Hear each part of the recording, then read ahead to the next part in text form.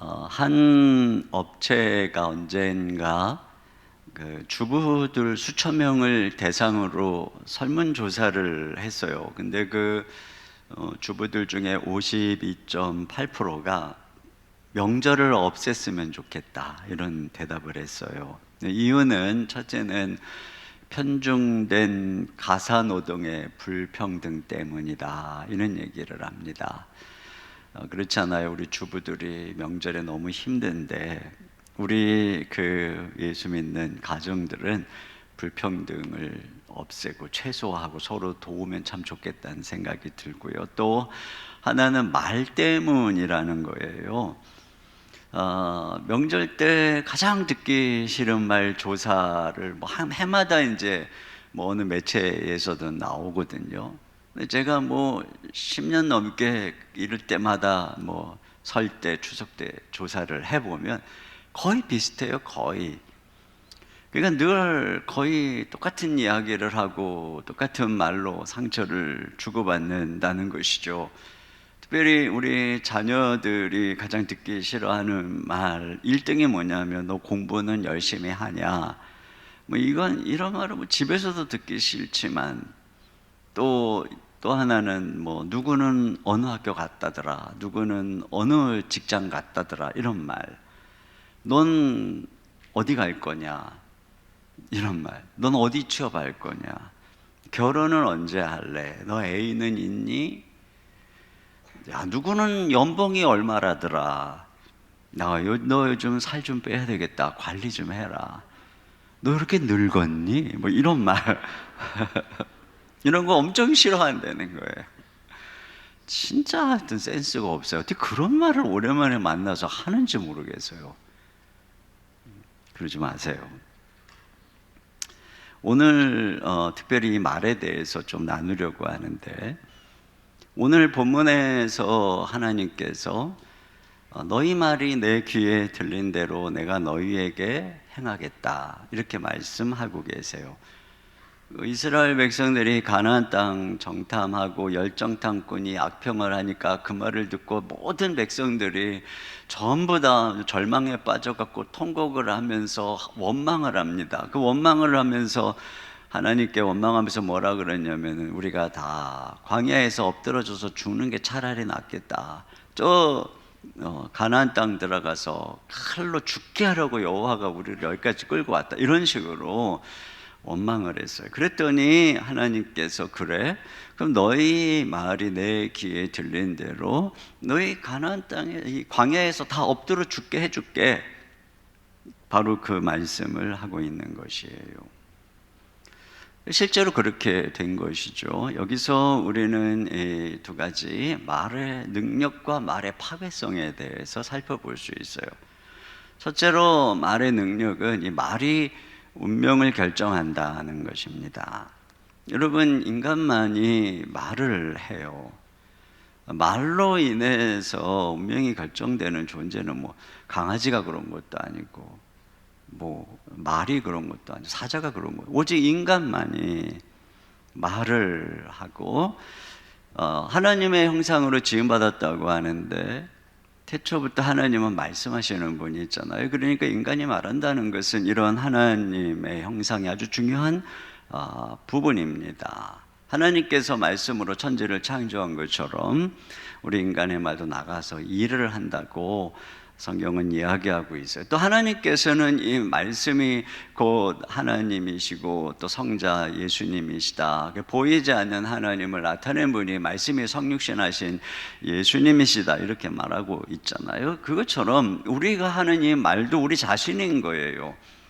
또 우리의 표현인 것이죠. 그렇기 때문에 이 말이 우리의 운명을 결정하는 것입니다. 여기 하나님께서 이 말을 들으시고 그대로 행한다고 그러잖아요. 그러니까 우리가 하는 이 말이 우리의 삶을 디자인하고 있는 것이죠. 이사야서 57장 19절 상반절 보면 입술에 열매를 짓는 나 여호와가 말하노라. 그러니까 하나님께서는 입술에 열매를 짓는다는 것입니다. 잠언 18장 20절 나같이요. 시작. 사람은 입에서 나오는 열매로 말미암아 배부르게 되나니 곧 그의 입술에서 나는 것으로 말미암아 만족하게 되느니라. 그렇습니다. 입술에서 나오는 열매를 먹고 산다는 것입니다. 말이 열매를 거둔다는 것이죠. 농사 짓는 사람들이 밭에 심은 씨로 인해서 열매를 먹고 사는 것처럼 우리는 말의 씨를 뿌려서 말로 인한 열매를 먹고 사는 게 인생이다. 성경은 그런 얘기를 하는 것이죠. 그리고 잠언 18장 22절 상반절에 보면 죽고 사는 것이 혀의 힘에 달려 있다, 이렇게 말하고 있습니다. 이거 엄청나게 우리의 이 말은 능력이 있어요. 근데 동시에 말은 파괴성을 가지고 있습니다. 이 혀가 타락했다는 것이에요. 결국은 이 백성들이 다 이렇게 광야에서 엎드려지게 된 것은 그들의 이 말 때문에 하나님께서 그 말을 들으시고 그 말에 열매를 거둔 것이죠. 여기 정탐꾼들도 보면은 12명 중에 10명이 부정적인 보고를 합니다. 그리고 그 말을 들은 모든 백성들이 다 통곡하고 원망하고 하나님께 불평을 내뱉고 있습니다. 이걸 보면은 이 부정적인 말이 얼마나 영향력이 있는가 하는 것을 보게 되는데, 이렇게 부정적인 말이 전염이 빠르게 되는 이유는 이미 그들 안에 그런 부정적인 성향이 가득하기 때문에 그렇습니다. 이 컵을 누군가 탁 치면은 물이 나오는 이유는 이 안에 물이 있어서 그런 거잖아요. 그것처럼 누군가가 우리를 건드렸는데 막 욕이 나오는 것은 내 안에 그런 본성이 있기 때문에 그런 것이죠. 그런 면에서 우리의 말이 타락했다라고 말하고 있어요. 야고보서 3장 6절 나같이요. 시작. 혀는 곧 불이요 불의의 세계라. 혀는 우리 지체 중에서 온 몸을 더럽히고 삶의 수레바퀴를 불사르나니 그 사르는 것이 지옥불에서 나느니라. 그렇습니다. 여기 혀가 불의의 세계라고 하는 것은 얼마나 그 혀로부터 온갖 욕이나 속임수나 아첨과 저주가 나오는지, 그걸 뭐 불의의 세계라고 표현할 정도로 그것이 우리의 온몸을 더럽힌다, 이렇게 말하고 있습니다. 또 그것이 삶의 수레바퀴를 불사른다는 것은 이 혀가 우리 인생 전체를 파괴한다는 것이죠. 그리고 그 사르는 것이 지옥불에서 나느니라, 이런 얘기를 하고 있는데, 결국은 우리의 이 전체가 지옥불에 불살라진다는 것입니다. 그래서 표준 세번역에 보면은 마지막에는 혀도 지옥불에서 타버립니다, 이렇게 번역을 했어요. 혀가 지옥불에서 불타버린다는 것은 그 혀를 가진 그 사람의 전 존재가 그렇게 지옥에 던져진다는 것이죠. 그러니까 인간은 혀로 인해서 결국은 망한다라고 하는 것입니다. 그런데 문제는 뭐냐면은 이 혀가 길들여지지 않는다는 거예요. 8절, 3장, 야고보서 3장 8절입니다. 시작. 혀는 능히 길들일 사람이 없나니 쉬지 아니하는 악이요 죽이는 독이 가득한 것이라. 네, 우리는 뭐 강아지나 말이나 소나 가축들을 길들여서 유용하게 사용을 합니다. 그러나 사자, 뭐 호랑이 이런 것들은 길들일 수가 없어요. 맹수들은요. 근데 마치 우리의 혀가 그렇다는 것입니다.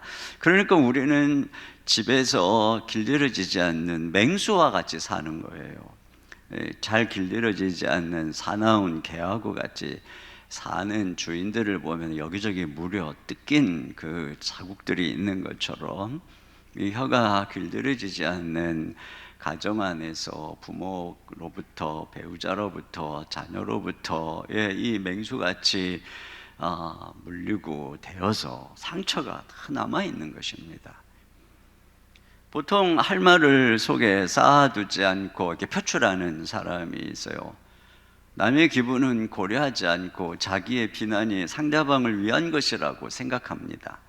또 자기는 감정을 쉽게 표출하는 그런 것을 시원시원한 성격이라고, 솔직하다고 자부하고 있어요. 그런데 이런 사람은 실제로는 다른 사람에게 언어폭력으로 상처를 주는 가해자다. 이렇게 제가 어느 상담에 대한 책을 보니까 그렇게 써놨어요. 이런 사람은 언어폭력으로 다른 사람에게 가해를 주는, 상처를 주는 가해자라고 하는 것입니다. 잠언 12장 18절 말씀 나같이요. 시작. 칼로 찌름같이 함부로 말하는 자가 있거니와 지혜로운 자의 혀는 양약과 같으니라. 그렇습니다. 칼로 찌른같이, 그러니까 함부로 말하는 것이란 말이죠. 그러므로 우리의 신앙의 싸움은 뭐냐면 이게 제어가 안 되는 혀를 얼마나 제어하는가, 여기에 이제 우리 경건의 척도가 달려 있는 것입니다.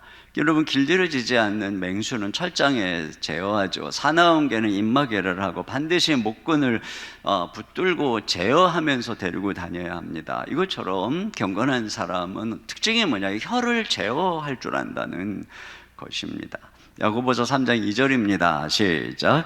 우리가 다 실수가 많으니 만일 말에 실수가 없는 자라면 곧 온전한 사람이라 능히 온 몸도 굴레에 씌우리라. 그렇죠. 말을 실수가 없이 혀를 잘 제어하는 그 사람이 온전해진다는 것입니다. 그래서 온몸도 다 통제할 수 있다는 거예요. 굴레 씌운다는 것은 그것이죠. 시골에 큰 소를 콧뚜레를 해서 끌고 가면 작은 소년이라도 그 큰 소를 제어할 수 있는 것처럼 우리도 혀를 제어만 할 수 있다면 온몸을 제어할 수 있다는 것입니다. 큰 광풍에 물려가는 배를 작은 키로 사공의 뜻대로 운행하는 것처럼 우리가 혀를 제어함으로 우리의 이 몸을, 우리의 삶을 제어할 수 있다는 것이죠.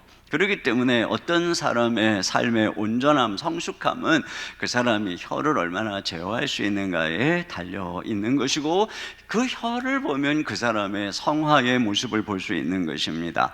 베드로전서 3장 10절로 11절입니다. 시작. 생명을 사랑하고 좋은 날 보기를 원하는 자는 혀를 금하여 악한 말을 그치며 그 입술로 괴유를 말하지 말고. 그렇습니다. 여기도 보면은 좋은 날 보기를 원하면 어떻게 하라 그래요? 혀를 금해라, 악한 말을 그쳐라, 입술로 괴유를 말하지 말라. 이게 제어예요. 전부 제어하는데 달려 있습니다. 자, 그러면 어떻게 우리가 혀를 제어할 수 있을 것인가? 첫째로는 우리가 그리스도 안에서 새로운 존재임을 늘 인식해야 합니다.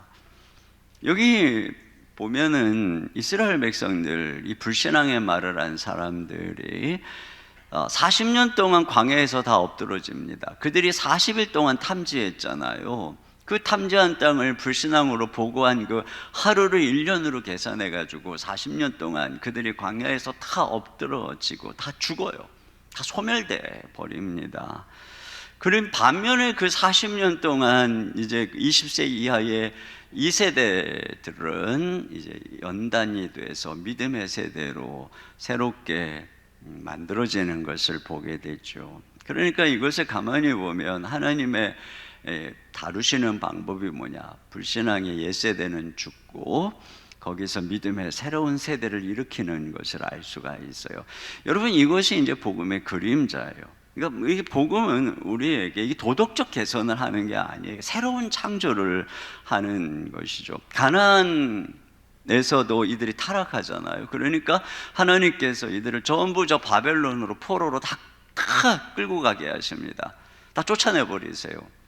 그리고 거기서 70년 동안 그 불신앙의 우상 숭배 세대들은 다 죽고, 거기서 이제 새로운 세대들을 다시 이끌어서 가나안 땅으로 보내는 것을 알 수가 있죠. 바로 이와 같은 것입니다. 에스겔 해골골짜기에 마른 뼈가 군대가 되듯이 하나님의 방법은, 복음의 방법은 도덕적 개선이 아니에요. 새로운 창조인 것입니다. 그리스도 안에서 저와 여러분에게 일어나는 일이 뭐냐면 예수 그리스도와 함께 우리 옛사람이 죽은 것입니다. 이 광야에서 다 그들의 그 불신앙이 다 소멸되고 죽어버리듯이 우리는 예수님을 믿는 순간에 우리 옛사람이 십자가에서 죽은 것입니다. 그리고 예수님이 부활할 때 그분과 함께 우리는 새로운 사람이 된 것이죠. 그러니까 우리는 이것을 인식해야 되는 것이에요. 여러분, 우리의 이 혀는 말이에요, 이 타락한 육신을 입고 태어나는 순간에 저 아담으로부터 시작해가지고 인류의 모든 죄성이, 유전자가 이게 다 우리의 이 몸에, 혀에 새겨져 갖고 이렇게 태어나는 거예요. 또 부모로부터 이 그 말투를 다 대물림하는 것입니다. 자라면서 다 부모로부터. 그래서 나는 절대 우리 엄마처럼 우리 아빠처럼 그러지 말아야지, 그렇게 결심을 하고 나서 나중에 자기 자녀한테 똑같은 상황에서 똑같이 말하고 있는 자기를 발견하게 되는 것이거든요. 그런데 여러분, 우리 이렇게 어쩔 수 없는 이런 상황에서 하나님의 방법은 뭐냐? 그리스도 안에서 그런 우리가 죽은 것입니다. 광야에 있는 이 불신앙의 세대들처럼 원망 불평하는 우리들, 또 부모로부터 그런 말투와 여러 가지를 대물림한 우리들이 죽은 거예요. 십자가에서 죽은 것이고, 우리는 이제 예수님과 함께 연합해서, 부활하신 예수님과 함께 연합해서 말씀으로 빚어진 새로운 존재로 우리가 거듭난 것이죠. 이런 존재로 우리가 그렇게 된 것입니다. 이걸 우리가 여겨야 된다라고 하는 것이에요. 로마서 6장 11절입니다. 시작. 이와 같이 너희도 너희 자신을 죄에 대하여는 죽은 자요 그리스도 예수 안에서 하나님께 대하여는 살아있는 자로 여겨야 되는 것입니다. 나도 모르게 예전에 우리 아버님, 우리 어머님 말투를 내가 닮아가고 있구나. 그러면 절망할 필요가 없어요. 나도 어쩌었구나. 그게 아니에요. 이런 옛사람의 습관이 나에게 있는데 우리는 생각해야 됩니다. 이것은 이미 죽었다. 이것은 이미 내가 아니다. 이것은 옛사람의 습성일 뿐이다. 이것은 내 안에 있는 죄일 뿐이다. 내가 아니다. 나는 누구냐? 나는 새 사람이다. 나는 예수 그리스도를 닮은 그런 새 사람이다. 나의 혀는 그 뿌리가 저 지옥불에 있는 것이 아니라 저 하늘에 있는 그런 천국의 언어를 구사하는 존재로 나는 새롭게 변화된 존재다. 이렇게 자꾸 우리 자신에 대해서 새로운 존재로 인식을 해야 하는 것입니다. 그래서 아이가 말도 안 듣고 말대꾸하고 열이 받고, 그래서 입에서 막 불이 나가려고 용가리처럼 막 이러려고 하는데, 그때 이제 생각해야 되는, 이것은 내가 아니다. 이런 나는 죽었다. 나는 새 사람이다. 그랬을 때에 그 용가리 같은 엄마는 죽고, 어떤 아이가 일기장에 그렇게 썼다 그러죠. 엄마가 없으면 살 수 없다. 그런데 우리 엄마의 입은 없으면 좋겠다. 여러분, 그런데 하나님이 이 아이의 소원을 이루어 주셨어요. 그리스도 안에서 불이 나오는 엄마의 입은 없어졌는 줄로 믿습니다. 그렇게 여기는 거예요. 그랬을 때 죄는 힘을 잃어버리는 것입니다. 두 번째로, 연단된 믿음으로 불신앙의 말을 제어해야 합니다. 여기 1세대들의 문제가 무엇이냐면, 참 그렇게 많은 은혜를 경험했음에도 불구하고 믿음이 없었다는 거예요. 14장 22절 이하를 보겠습니다. 시작. 내 영광과 애굽과 광야에서 행한 내 이적을 보고서도 이같이 10번이나 나를 시험하고 내 목소리를 청종하지 아니한 그 사람들은 내가 그들의 조상들에게 맹세한 땅을 결단코 보지 못할 것이요 또 나를 멸시하는 사람은 한 사람도 그것을 보지 못하리라. 여러분, 이들이 그 광야에서 불신앙으로 엎드러진 그들이 애굽에서 10가지 재앙을 통해서 하나님이 얼마나 놀라운 분이죠. 엄청난 기적, 엄청난 하나님의 영광을 보고, 홍해가 쫙 갈라지는 어마어마한 영광을 보고, 또 광야에서도 구름기둥 불기둥으로 인도하시고, 또 반석에서 물이 나고 만나가 하늘에서 내리고, 이런 그 하나님의 기적을 계속 보았던 사람들입니다. 그럼에도 불구하고 10번이나 나를 시험했다. 이게 10번이라고 하는 숫자는 완전함을 말하는 거예요. 10번이나 나를 시험했다는 것은 시험 들 상황이 되면 항상 시험 들었다, 그런 뜻입니다. 이게 무슨 얘기예요? 뭔가 하나님이 기적을 보여줘서 반석에서 물이 나오면 와, 할렐루야, 주님 찬양합니다. 그러다가 또 어려움이 오면은 또 불평하면서 하나님이 우리를 광야에서 죽이려고 데리고 왔고, 또 뭐 어쩌고저쩌고, 그러다가 또 그 문제 해결해 주시면은 또 막 하나님 찬양하다가, 또 고난이 있으면 또 불평하고, 그래서 또 뭐 그 쓴물도 달게 해주시고, 또 뭐 매출하게도 주시고, 그러면 또 할렐루야 찬양하다가, 또 다음날 어려움이 생기면 또 불평하고, 이러기를 막 계속했다는 거예요. 이게 뭐죠? 이게 믿음이 없는 것이죠. 여러분, 이런 신앙은 이렇게 무엇인가 내게 그런 일들이, 좋은 일이 일어났을 때에만 좋아하고 조그만 어려움이 와도 불평하는 이런 것은, 이건 믿음이 없는 거예요. 이거 끊임없는 확인인 것이죠. 확인. 여러분에게 부부가 살면서 맨날 확인해야만, 얼마나 그게 믿음이 없는 것입니까? 마치 어린아이가 엄마가 눈에 안 보이면 금방 우는 것처럼, 그러나 아이가 크면 엄마가 없어도 엄마가 뭐 하나보다 뭐 그 옷 오겠지 그러면서 혼자 잘 놀잖아요. 이게 믿음이거든요.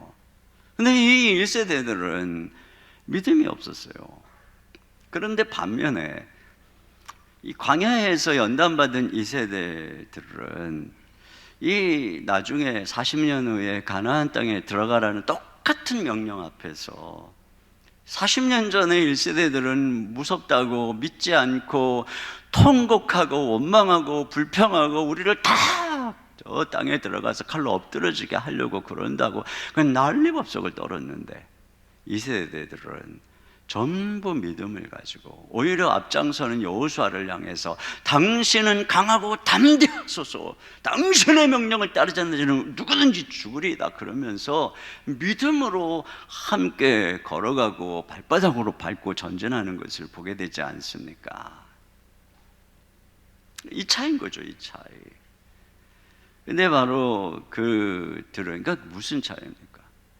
이들의 믿음은, 여러분 가나안 땅에 똑같은 상황이에요. 똑같이 거기 어마어마한 성이 있고 철병거도 있고 거기에 강한 군사들도 있는 똑같은 상황을 바라보지만, 이 2세대들은 마음속에 하나님을 바라보는 믿음이 있었던 것이죠. 이게 연단된 믿음입니다. 여호수아와 갈렙이 두 명의 정탐꾼이었던 여호수아와 갈렙이 보여주었던 믿음이 바로 그런 거죠. 그러니까 한순간에 한때의 젊음의 그런 용기가 아니에요. 그들도 40일 동안 똑같은 것을 보았어요. 그런데 다른 사람들은 40일 동안 다 믿음이 약해지고 주눅이 들어갔고 메뚜기처럼 됐는데, 이들은 40일 동안 가나안 땅을 탕지하면서도 오히려 뭐라 그래? 그들은 우리 밥이다 이렇게 말하고 있잖아요.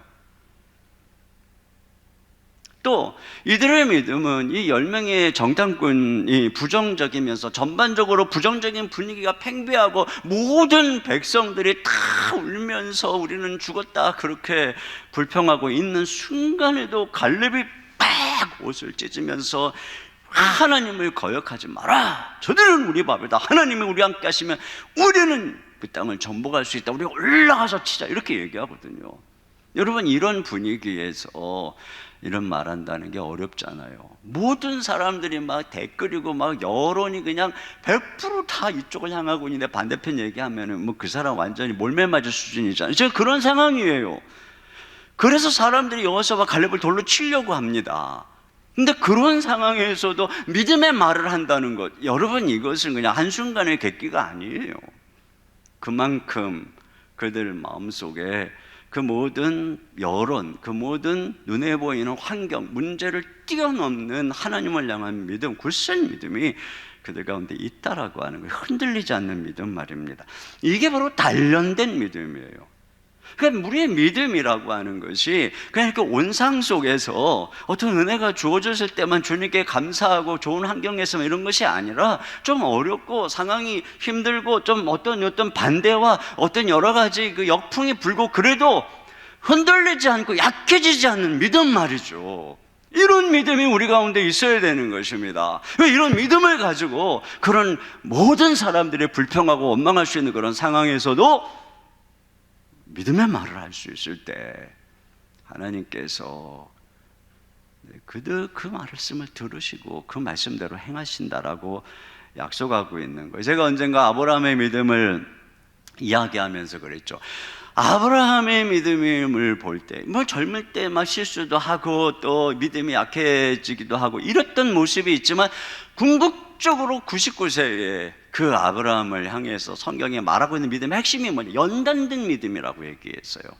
그 모든 기다림의 과정을 통해서 끝까지 믿는 이 연단된 믿음. 여기 보세요. 로마서 4장 19절부터 21절까지입니다. 같이 읽습니다. 시작. 그가 백세나 되어 자기 몸이 죽은 것 같고 사라의 태가 죽은 것 같음을 알고도 믿음이 약하여지지 아니하고 믿음이 없어 하나님의 약속을 의심하지 않고 믿음으로 견고하여져서 하나님께 영광을 돌리며 약속하신 그것을 또한 능히 이루실 줄을 확신하였으니. 그렇습니다. 자기 몸이 죽고 사라의 태가 죽은 것을 봤어요.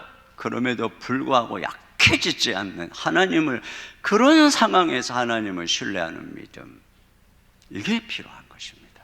하나님 그걸 원하시는 거예요. 하나님께서 우리의 신앙을 어디서 찾느냐? 바로 그런 상황에서 얘가 뭐라고 말하는가? 여러분, 우리 그 불신앙의 사람들에게는 하나님이 기대하지 않아요. 그러나 믿음의 가족이 같이 명절에 모였어요. 집안의 형제들 가운데 어떤 여러 가지 힘든 일이 있어요. 그럼에도 불구하고 얘는 뭐라고 하는지, 그 입에서 어떤 말이 나오는지, 이것이 우리의 운명을 결정하는 것입니다. 우리 부모님들은 이 믿음의 유산을 물려줘야 됩니다. 어떻게? 이 말을 통해서. 믿음을 다른 걸로 보여주는 게 아니에요. 평소에 여러 가지 상황 속에서 우리가 하는 말을 통해서 말이죠. 요즘에 우리 공동체 성경 읽기 하고 있잖아요. 참 드라마 바이블을 통해서 이렇게 말씀을 이렇게 들으면서 같이 읽는 게 얼마나 은혜로운지 모르겠어요. 얼마 전에 우리가 창세기를 다 읽었잖아요.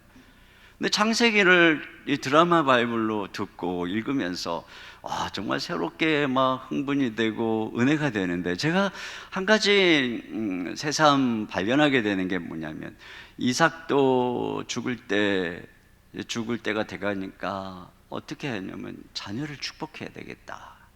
야곱도 죽을 때가 되니까 12아들을 불러다가 다 축복하고 그리고 숨을 거두는 거예요. 그래서 제가 이걸 보면서 이렇게 죽는 거구나. 우리가 죽을 때 자녀손들을 다 위해서 축복하고 죽는 것이구나. 근데 물론 요즘에 병원에서 중환자실에서 죽다 보니 이게 다 불러서 축복하기 어렵잖아요.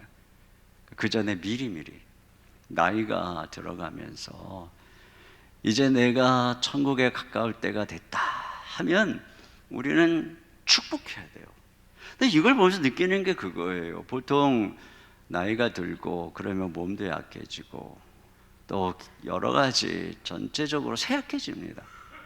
그러다 보면 근심 걱정 많아지고 신앙 약해지기가 아주 쉬워요.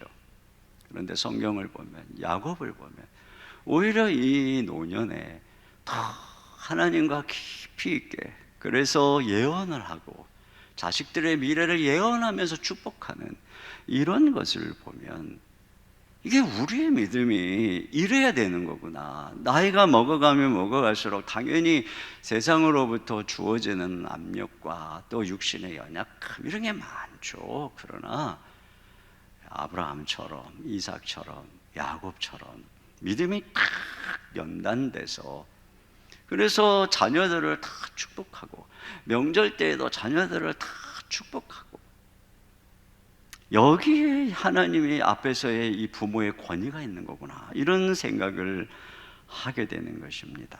여러분, 하나님 앞에서 우리가 이 연단된 성숙한 믿음을 가지고 반응해야 돼요. 그래서 불신앙의 말을 버려야 됩니다. 세 번째로는 마음을 은혜로 채우되 마음이 안 좋을 때에는 말이 마음을 이기게 해야 합니다. 먼저 여러분, 마음을 은혜로 채워야 합니다. 우리가 말을 은혜롭게 하려면 마음에 은혜가 있어야 되고, 말을 좋은 말을 하려면 마음에 좋은 선을 쌓아야 되는 것이죠. 마태복음 12장 34절부터 37절 같이 읽습니다. 시작. 독사의 자식들아, 너희는 악하니 어떻게 선한 말을 할 수 있느냐? 이는 마음에 가득한 것을 입으로 말함이라. 선한 사람은 그 쌓은 선에서 선한 것을 내고 악한 사람은 그 쌓은 악에서 악한 것을 내느니라. 내가 너희에게 이르노니 사람이 무슨 무익한 말을 하든지 심판날에 이에 대하여 신문을 받으리니 내 말로 의롭다함을 받고 내 말로 정죄함을 받으리라. 그렇습니다. 그러니까 선한 것이 마음에 있어야 선한 것이 나온다는 거죠. 그러니까 우리 마음에 선한 것을 채워야 됩니다. 특별히 하나님의 말씀으로 채워야죠. 하나님 말씀이 가장 정결하고 거룩하고 선한 것이기 때문에 그렇습니다. 여러분, 사람들의 말을 가만히 들어보면은 그 사람이 주로 사용하는 어휘가 있어요. 사람들의 어휘력이라고 하는 게 있습니다. 근데 어떤 사람을 보면 그 어휘력이라고 하는 게 늘 부정적인 단어의 어휘력은 아주 풍성한데 긍정적인 어휘력은 아주 가난한 사람들이 있어요. 그래서 입만 열면은 뭐 안 된다, 죽겠다, 힘들다, 피곤하다, 괴롭다, 뭐 보통 이런 식의 어떤 그 어휘력을 가진 분들이 있어요. 근데 결국 그 사람이 가진 그 어휘력만큼 사는 거예요. 말이 재미가 없고 쌀쌀맞고 명령 쪼고 험담 잘하고 비판적이고 부정적이고 말이 가난한 사람을 가만히 보세요. 그 말대로 살고 있는 거예요. 시편 109편 17절로 18절입니다. 시작. 그가 저주하기를 좋아하더니 그것이 자기에게 임하고 축복하기를 기뻐하지 아니하더니 복이 그를 멀리 떠났으며 또 저주하기를 옷 입듯 하더니 저주가 물같이 그의 몸속으로 들어가며 기름같이 그의 뼛속으로 들어갔나이다. 그렇습니다. 자기가 말한 게 자기에게 돌아오는 거예요. 반면에 어떤 사람을 보면 말이 예쁘고 복스럽고 말이 덕스럽고 말이 은혜스럽고 말이 즐겁고 호감이 가고 말이 맵시가 있고 긍정적인 어휘력을 가진 사람을 봅니다. 아마 그런 사람은 거의 100% 그렇게 살고 있을 거예요. 여러분, 우리가 이 좋은 말, 그러니까 내 마음속에 좋은 걸 쌓는다는 것은 이 좋은 말, 좋은 어휘력을 품고 있다는 거예요. 통계에 의하면은 학력이 낮아도 어떤 회사의 CEO들은 뭐 중소기업이든 뭐 CEO들은 그분이 학력이 낮아도 일반 대학을 졸업한 사람 이상의 어휘력을 가지고 있다는 겁니다. 그래서 그 어휘력으로 직원들을 독려하고 그 어휘력으로 사람들을 만나서 설득하고 그 어휘력으로 꿈을 주고 그래서 회사를 경영해 가고 있다는 것이죠. 말을 잘 못해도 가만히 보세요. 그 어휘가 힘이 있고 긍정적인 것을 볼 수 있습니다.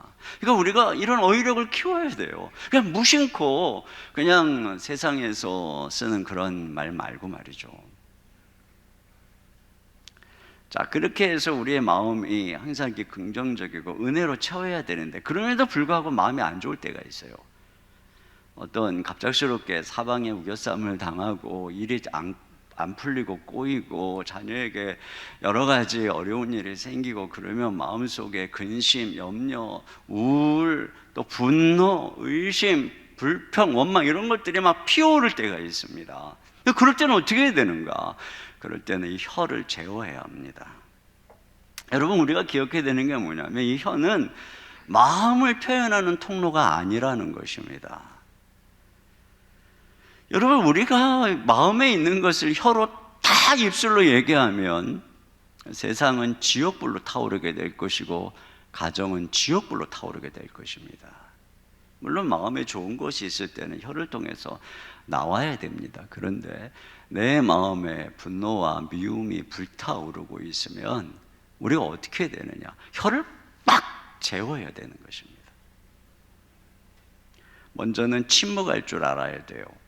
시편 73편에 보면은 그 시대에 악인이 형통하고 의인이 고통을 당하는 시대입니다. 그러다 보니까 시인뿐 아니라 그 당시에 많은 하나님의 백성들이 시험에 들었어요. 그 시험에 들어서 그들이 뭐라고 그러냐면은 시편 73편 11절입니다. 시작.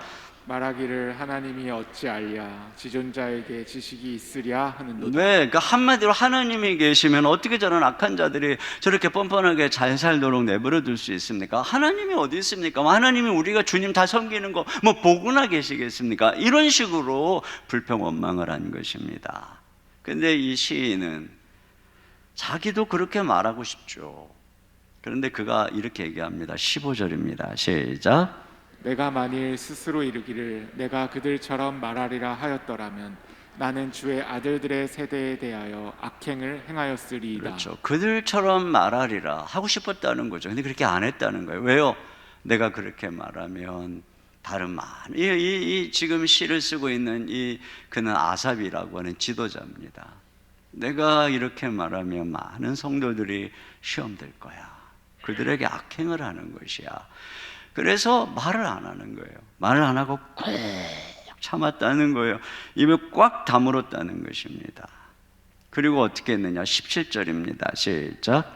하나님의 성소에 들어갈 때에야 그들의 종말을 내가 깨달았나이다. 네, 그런 고통 속에서 그는 하나님의 성소에 들어가서 예배하는 거죠. 여러분처럼 하나님 앞에 나와 힘들어도 와서 예배하는 것입니다. 그때에 깨달았다는 거죠. 그리고 이런 모습에 대해서 23절에 그 시인이 이런 얘기를 해요. 그럼에도 불구하고 라고 하는 이 원어가 생략되어 있어요. 우리 한글 개혁에는. 내가 항상 주와 함께하니.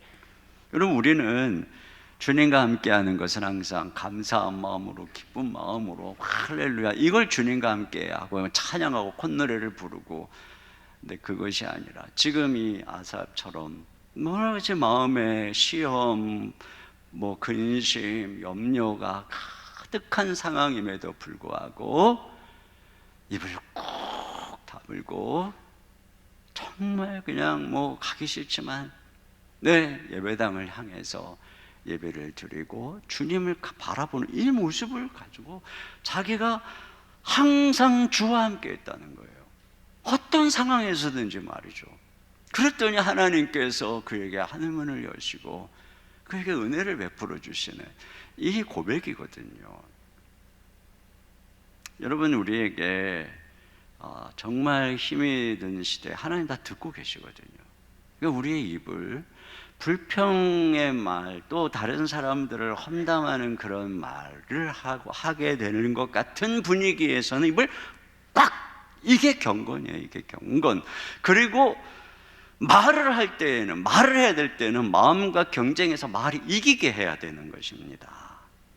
마음이 별로 안 좋은데 말을 해야 될 때가 있잖아요. 특별히 우리 순자님들 꼭 다락방하러 가는 날 갑자기 부부싸움을 하게 된다거나 또 회사에서 기분 나쁜 일이 있다거나 그래가지고 가서 말씀을 인도하고 가르쳐야 되는데 마음 막 부글부글 끓고 막 진짜 가기 싫고 이런 상황이 생기거든요.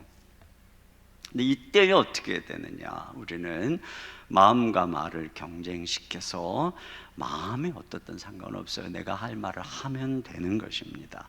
여러분, 하나님 앞에서 중요한 거 물론 마음이죠. 그러나 마음보다 더 중요한 것은 그럼에도 불구하고 내뱉는 말인 것입니다. 주님은 우리가 때때로 마음에 불평을 품는 거 뭐라고 안 하세요. 우리 인간의 연약한 점을 아십니다. 화가 나고 분노가 있고 이런 것 문제 삼는 게 아니라 그래서 뭐라고 내뱉는가 이걸 보시는 것입니다. 밤새 어떤 사람을 미워가지고 막 씩씩거리고 욕하고 속으로 그래도 상관없어요. 근데 그 다음날 그 사람 만나서 뭐라고 말을 내뱉는가 이걸 하나님이 보시는 것이죠. 그리고 그 말에 대해서 하나님이 심판하는 것입니다. 그러니까 중요한 건 말이에요. 여러분, 마음보다 말이죠. 제가 목사로서 늘 힘든 것은 이 시간에 이렇게 여러분에게 말씀을 전해야 되지만 내 마음이 따라주지 않을 때, 내 컨디션이 따라주지 않을 때, 여러분 그럴 때가 많이 있어요. 어떤 때는 내 감정 상태는 전혀 맞지 않는, 때때는 마음에 절망과 또 상처가 있을 때도 있어요. 괴롭죠. 근데 제가 감사하는 건 뭐냐면 그럼에도 불구하고 내 상태, 내 마음과 상관없이 나는 입술로 하나님 말씀을 전한다는 것입니다. 그리고 내가 내 마음이 어떻든 상관없어요. 내가 말한 그것이 내 삶을 만들어가고 내 주변에서 열매 맺고 있다는 것이죠. 그게 지난 20년 동안 저의 싸움이었어요. 그래서 저는 제가 마음이 힘들 때면 지난 주간에 예를 들어서 마음의 상처와 또 힘듦이 있다 그럴 때는 더 오래 앉아서 말을 준비합니다. 언어 하나, 단어 하나 다 준비합니다. 그래서 이 단어, 언어 속에 믿음의 언어가 아닌 것들을 다 추려내고, 그리고 올라와서 지금 내 마음하고는 전혀 다른 이 내용을 보고 주님 앞에서 말과 마음이 싸워서 말을 이기게 하는 것입니다. 그래도 너무너무 힘들면 읽어요. 그냥 읽어요. 중요한 건 내 입에서 나가는 거니까. 내 마음에 있는 것을 말하면 안 됩니다. 그건 위선이 아니에요. 이게 믿음이, 이게 말을 제어하는 것입니다. 그래서 여러분이 순장을 하고 교사를 하면 감사한 거예요. 그러지 않았으면 내 마음에 있는 대로 말하고 그냥 그랬을 텐데, 내가 또 이번 주에 그럼에도 불구하고 교사를 해야 되니까, 그럼에도 불구하고 순장을 해야 되니까 내가 또 마음을 추스리고 또 그런 말을 하고, 그러면 그 말이, 내 입에서 나간 말이 나를 지배하고 말이 나를 변화시키는 거예요. 항상 그것이, 기도도 마찬가지입니다. 아침에 일어났는데 기도할 기분이 아니다. 근데 그 기분대로 있으면은, 그러면서 그냥 텔레비전이나 보고 인터넷 검색이나 하고 그러면 하루가 그렇게 그냥 가는 거예요. 그러나 그럼에도 불구하고 내 기분, 내 마음의 상태와 말을 경쟁해서 입을 여는 거죠. 하나님 아버지, 내 마음 상태를 그대로 아버지께 고하고 기도를 하기 시작하면 말이 나가요. 말이 나가서 올라가요. 하늘을 두드려요. 왜 하나님 하늘 문이 열려서 왜 그러냐 하시고 하나님이 임재하세요. 그 순간에 내 모든 상황이 달라지는 거죠. 말이 나가서 이렇게 일을 하는 거예요. 그러니까 여러분 기분대로 말하고 어쨌든 그런 거 신경 쓰지 말고 말이 마음과 싸워서 이겨야 되는 것입니다. 마지막으로 복음적인 시각으로 바라보아야 합니다. 여러분, 율법적인 시각은 행위로 판단하는 거잖아요. 근데 복음적인 시각은 존재로 판단하는 것입니다. 아이들이 어릴 때는 존재로 아이들을 바라보다가 애들이 조금 크면은 얘가 얼마나 똑똑한지, 얘가 얼마나 공부를 잘하는지, 다른 애들이랑 비교했을 때 어떤지, 조금 더 가면은 얘가 영작교 들어갈 수 있는지, 또 외고를 갈 수 있는지, 과학고를 갈 수 있는지 또 판단하고, 또 어느 대학을 갈 수 있는지, 전부 성과, 업적 이런 걸로 판단하면서 애들에게 독서를 퍼붓고 이런단 말이죠. 그러니까 이 말이 달라지는 거예요. 애들 얼마나 상처가 되겠습니까? 특별히 가만히 보면은 이 돈이라고 하는 우상에 사로잡혀가지고 그렇게 말을 할 때가 얼마나 많은지 몰라요. 그 얘가 이 명문대학을, 이 대학을 가면은 이 졸업을 해서 어떤 취업을 해가고 돈을 얼마나 벌 것인가, 이 어떤 직업을 가질 것인가, 오로지 그 돈이라고 하는 것을 평가로 해서 아이들의 값어치를 매기고 그 아이에 대해서 이야기를 하고, 그런 관점으로 남편을 바라보고 또 판단하고, 그러다 보니까 우리의 말이 얼마나 상대방을 파괴하고 또 그 사람을 힘들게 하는, 상처를 주는 말이 되는지 모릅니다.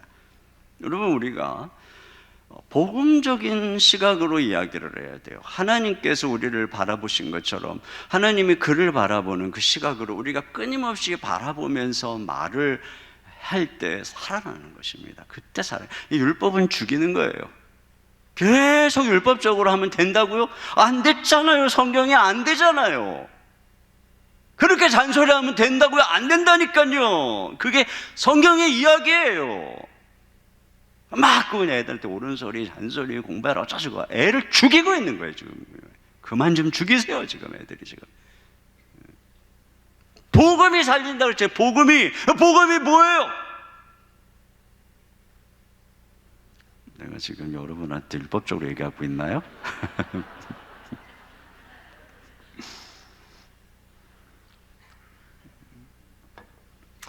할아버지처럼 얘기하고 있어요.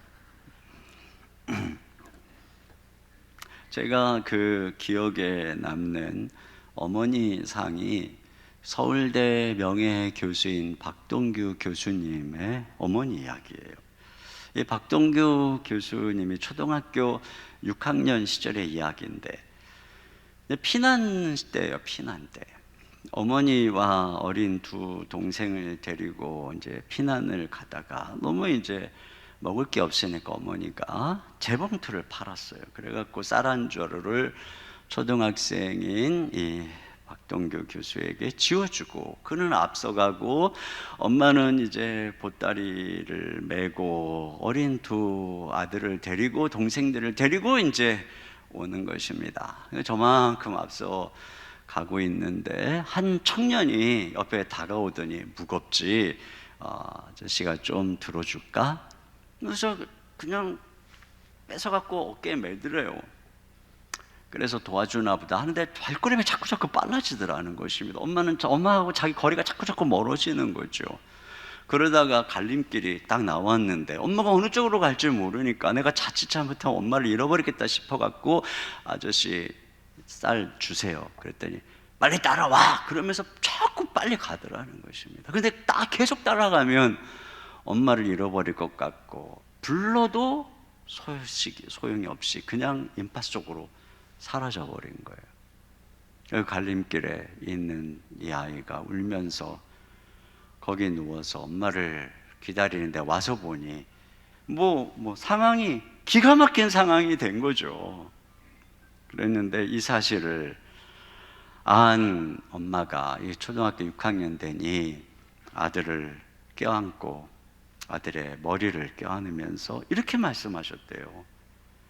내 아들이 영리하고 똑똑해서 엄마를 잃지 않았네. 그리고 막 우셨다는 거예요.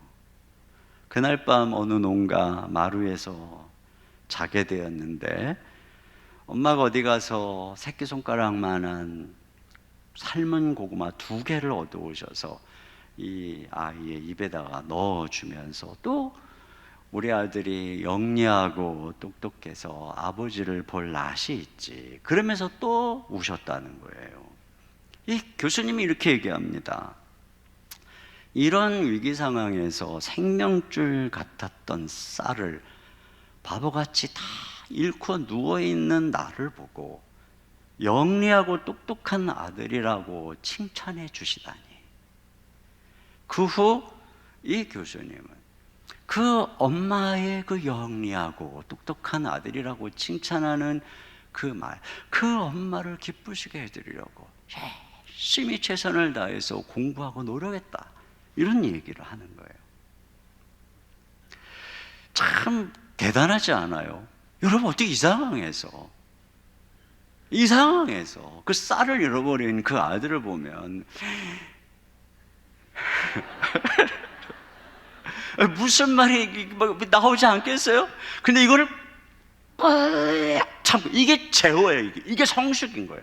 꾹 참고 용가리처럼 우악하게 나와야 되는데 꾹 참고 영리하고 똑똑한 아들, 세상에. 그러니까 그런 엄마 앞에서 이런 아들이 잘하는 거예요. 그런 아빠 앞에서 잘하는 거예요. 있는 대로 다 말하면 안 되는 것이죠. 여러분, 남편을 향해서도 마찬가지죠. 요즘 우리 남편들이 많이 힘들 때라고 생각이 됩니다. 물론 명절 때는 아내가 힘들지만, 한 남편이 명예퇴직을 하고 졸지에 이제 직장을 잃게 됐어요. 좀 빨리빨리 나가라 그러니까 어깨를 쭉 늘어뜨리고 한숨을 쉬고 앞날을 걱정하는 남편에게 지혜로운 아내가 다가와서 이렇게 말했답니다. 여보, 그동안 당신이 우리 가족을 위해서 얼마나 수고했는지 잘 알아요. 이제 당신도 쉬면서 재충전할 기회를 하나님이 주신 거예요. 너무 염려하지 마세요. 휴식하면서 기도하다 보면 하나님이 조금 게 주실 거예요. 이 말이 이 남편에게 큰 힘이 된 거예요. 마음도 가벼워지고, 아내가 그렇게 얘기를 해주니까. 그래서 열심히 쉬는 동안에 자격증도 따고 또 공부도 하고, 그래서 1년 뒤에 더 좋은 직장에 취직을 했다는 거예요. 미국의 작가 해럴드 셔먼이라는 분이 바꿔볼 만한 인생이라는 책에서 이런 얘기를 했어요. 불행을 당했음에도 불구하고 성공한 사람들은 긍정적인 말로 운명을 좋은 방향으로 바꾼다, 이런 얘기를 해요. 그래서 저는요, 예수님이 우리를 운명을 바꾸는 방법이 이거라고 생각합니다. 우리 말을 바꿔주시는 거예요. 그래서 우리의 삶 전체가 하나님 앞에서 우리 자신이 복되고 다른 사람들이 복된 그런 인생으로, 심지어는 우리를 막 원수까지도 저주하지 못하고 축복하도록 하는 이 언어의 변화 말이죠. 우리 이번 설날에 가족들이 함께 모이고 또 친지 만나고 또 형제들 만나면 저 집 자식들보다 우리 집 애들이 현찮아 보이고 뭐 그럼에도 불구하고 여러분, 우리는 뭐 언어가 다른 사람 아닙니까? 아름다운 언어로 가정의 행복을 가꿀 수 있기를 주님의 이름으로 축복합니다. 우리 시간에 같이 함께 찬양 드렸으면 좋겠는데, 우리 십자가 그 사랑 멀리 떠나서 무너진 나의 삶 속에 잊혀진 주 은혜, 돌 같은 내 마음 어루만지사 다시 일으켜 세우신 주를 사랑합니다. 주 나를 보호하시고 날 붙드시리. 나는 보배롭고 존귀한 주님의 자녀라. 우리 시간에 하나님 앞에 찬양하고, 우리뿐 아니라 우리의 가족들, 우리의 자녀들이 이런 보배롭고 존귀한 주님의 자녀인 것을 축복하면서 이 찬양을 드리도록 하겠습니다. 십자가 그 사랑 멀리 떠나서 무너진 나의 삶 속에 잊혀진 주 은혜, 돌 같은 내 마음 어루만지사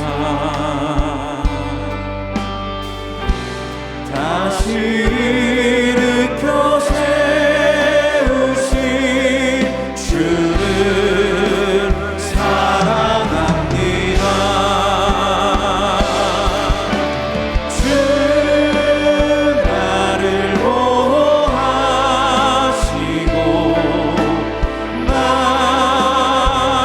붙드시리.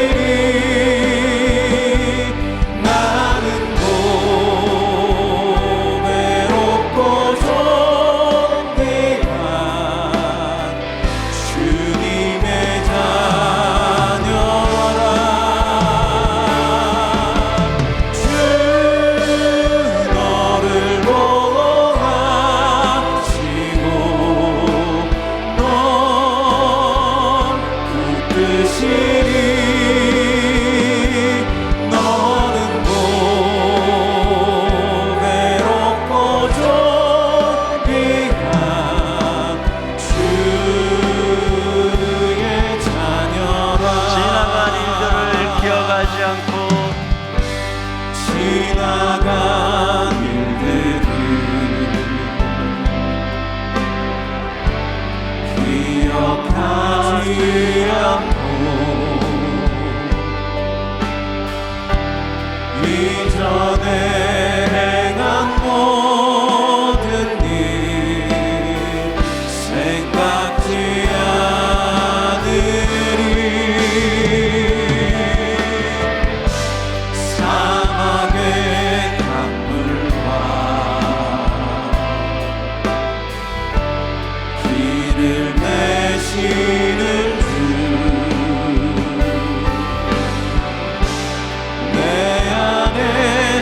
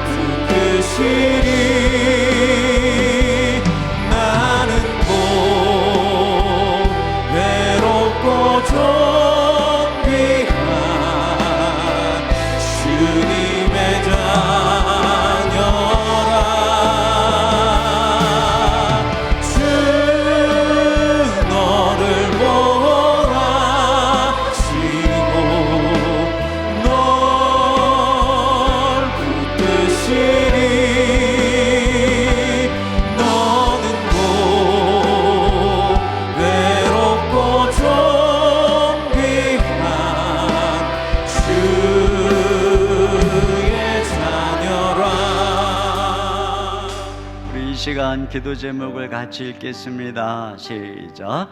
주여 입술을 주장하여 주옵소서. 하나님을 원망하고 사람에게 상처 주는 모든 말들을 회개하오니 용서하여 주소서.